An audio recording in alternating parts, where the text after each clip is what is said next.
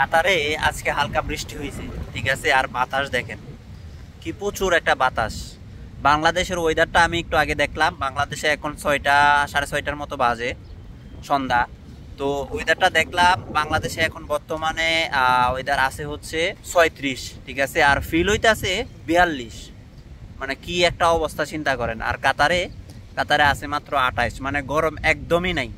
কারণ এই টাইমগুলাতে, কাতারের এই টাইমগুলাতে যদি আপনি ধরেন 3টা 4টা, দুপুরের টাইমটা বাদ দেন, 3টা 4টা 5টা এই টাইমগুলোতে যদি আপনি বাহিরে আসেন, তাহলে মানে আপনার শরীরটা এতটা ভিজে বলার বাহিরে। কেউ আসেই না, নর্মালি কেউ আসেই না এই গরমের টাইমে। কিন্তু এখনও কাতারে ওই গরম আসে নাই। বাংলাদেশে যে গরম চলতেছে ওই গরম কাতারে আসে নাই।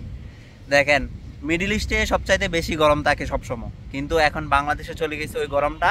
আর মিডিল ইস্টে এখনও যে বাতাস, হালকা হালকা বৃষ্টি এগুলা চলতেছে। কি একটা ওয়েদার চেঞ্জ হয়েছে, তাই না?